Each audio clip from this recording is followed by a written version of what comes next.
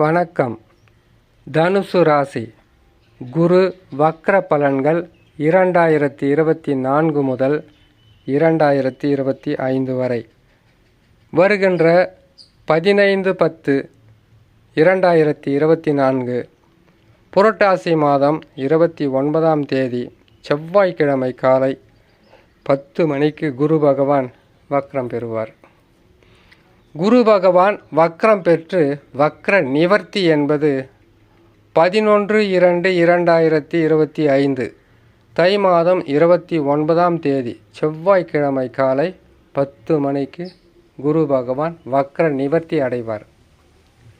150 நாட்கள் வக்ரம் பெறுகின்ற குரு பகவானால் தனுசு ராசிக்காரர்களுக்கு பல வகையான நற்பலன்களை தரக்கூடிய அமைப்பில் அமர்ந்துவிடும். தனுசு ராசிக்காரங்க யார் பேச்சையும் கேட்க மாட்டாங்க, யார் சொல்கிறதையும் கேட்க மாட்டாங்க. தான் நினைக்கிறது சரியோ தவறோ எதுவாக இருந்தாலும் செய்து சாதிக்கணும்னு நினைப்பாங்க. சில நேரங்களில் வெற்றி என்பது பல வகையான நற்பலன்களை செய்யக்கூடிய அமைப்பில் அமைந்துவிடும். ஆனால் தோல்வி வந்தால் உடனுக்குடனாக கோபம் அடையக்கூடிய ஒரு ராசி தான் தனுசு ராசி. ஆணாக இருந்தாலும் பெண்ணாக இருந்தாலும் இது பொருந்தும். உறவுகளால் எப்பொழுதுமே சிக்கல்களை சந்திக்கக்கூடிய தனுசு ராசி. மூணாவது மனுஷருங்கெல்லாம் உங்களை எதிர்த்தோ அல்லது உங்களுக்கு கஷ்டங்களை கொடுத்தா அது பெருசாக பாதிப்பு இருக்காது. ஆனால் உங்களுடைய சொந்தம், உங்களுடைய உறவுகளால் அவ்வப்போது கிரகங்களுடைய மாறுதல்களால் பல வகையிலும் சிக்கல்களையும் மன அமைதி கிடக்கூடிய பாதிப்புகளையும் சந்திப்பது தான் தனுசு ராசி. இந்த தனுசு ராசி என்பது ஒரு தினுசான ராசி. மற்றவர்களை விட அதிகப்படியாக உழைக்கிற ராசி. மற்றவர்கள் இடத்தில் எதையும் எதிர்பார்க்காத ராசி. தான் கொடுத்தாலும் பரவாயில்லை, அடுத்தவங்களை கெடுக்கக்கூடாது என்று நினைக்கின்ற நல்ல ராசி. இந்த தனுசு ராசிக்காரர்களுக்கு உறவு சிக்கல் என்பது அவ்வப்போது வந்து போகும்னு சொல்லியிருக்கோம் இல்லையா? இந்த நிலை மாறும். குரு பகவான் வக்ரம் பெற்றால் தனுசு ராசிக்காரர்களுக்கு அப்படியே நடந்து கொண்டு இருக்கக்கூடிய கெடு பலன்கள் மாறுபட்டு நற்பலன்களாக நடக்க ஆரம்பித்துவிடும். வக்ரம்னா என்னன்னு தெரியுங்களா? ஒரு கிரகம் தன்னுடைய இயல்பான பாதையில் சுற்றி கொண்டிருக்கக்கூடிய ஒரு கிரகம் இயற்கைக்கு மாறாக தன்னுடைய இயல்பான பாதையை மாற்றிக்கொண்டு அவர் வக்ர என்பது பின்னோக்கி சுற்றுவது தான் வக்ரம்.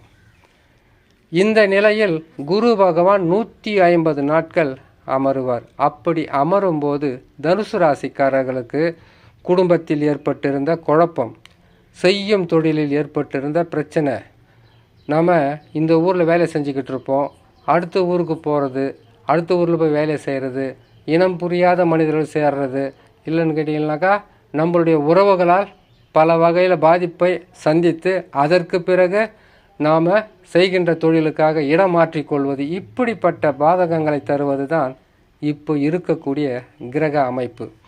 இந்த கிரக அமைப்பாகப்பட்டது குரு பகவான் வக்ரம் பெற்றவுடன் மாற்றங்களை சந்திக்கலாம். காரணம், குரு பகவான் ஒரு சுபகிரகம். ஒரு வாழ்க்கையில் நற்பலன்கள் நடக்க வேண்டுமென்றால் அதுக்கு குரு பலம் தேவை. குரு பலம் இல்லை என்றால் அது அவ்வளவு சிறப்பாக இருக்காது. உங்களுடைய ராசி அதிபதியும் 4ஆம் ராசியினுடைய மீன ராசியினுடைய அதிபதியும் குரு பகவான் 6ஆம் இடத்தில் இருப்பது என்பது நோயாளிகளாக மாற்றுவது, கடனாளிகளாக மாறுவது, நித்தமும் பிரச்சனைகளை சந்திக்கக்கூடிய மனிதர்களாக மாறுவது, குடும்பத்தில் குழப்பங்களை சந்திப்பது, குடும்பத்தில் பல வகையான எதிர்ப்புகளை சந்திப்பது, இப்படிப்பட்ட பாதகத்தை குரு பகவான் செய்வார். 6ஆம் இடம் என்பது நோய், கடன், பகை, எதிர்ப்புன்னு தெரியும். ரணரோக சத்ருஸ்தானம் சொல்லியிருக்காங்க. இருந்தாலும் ராசிநாதனே 6ஆம் இடத்தில் அமருவதால் நீங்கள் நல்லதே செய்தாலும் அதை நல்லது என்று யாரும் சொல்ல மாட்டாங்க. அவங்களுடைய வாய்க்கு வந்த மாதிரிலாம் பேசுவாங்க, மனசு கஷ்டப்படுற மாதிரி சொல்லுவாங்க. உங்களுடைய நிலைமை என்ன என்பது அவங்களுக்கு புரியவே புரியாது. இப்போது உங்களை பார்த்தாவே அவங்களுக்கு கடுமையான கோபங்களை வரக்கூடிய சூழ்நிலையில் தான் குரு பகவான் இருக்கிறார். உறவுகளால் சிக்கல்களை சந்தித்து வரும் இந்த தனுசு ராசிக்காரர்களுக்கு குரு பகவான் வக்ரம் பெற்று 150 நாட்கள் என்பது குடும்பத்தில் சந்தோஷம் இருக்கும். வேலை அலைச்சலும் மன உளைச்சலும் குறையும். வருமானம் என்பது உங்களுடைய தேவைகளுக்கு ஏற்றவாறு கட்டாயமாக இருக்கும். குரு பகவான் வக்ரம் பெற்றார். பல வகையிலும் உங்களுக்கு நெருக்கடிகளை தந்து வந்த குரு பகவான், கேது பகவான், ராகு பகவான், இந்த 3 கிரகங்களில் ஒரு கிரகம் நல்ல நிலையில் அமர்ந்து விட்டாலே பல வகையான சிறப்பான பலன்களை பெற்றுவிடலாம். அந்த நல்ல நிலையில் அமருவது தான் குரு வக்ரம். பின்னோக்கி அமருவதால் பூர்வ புண்ணியஸ்தானத்தினுடைய பலன்களை கட்டாயமாக குரு பகவான் தருவார். பாதகமில்லாத, கஷ்டமில்லாத நிம்மதி என்பது உங்களுக்கு கிடைப்பதற்குண்டான வாய்ப்புகளை கொடுப்பார். வழியாகவும் இருக்கும்.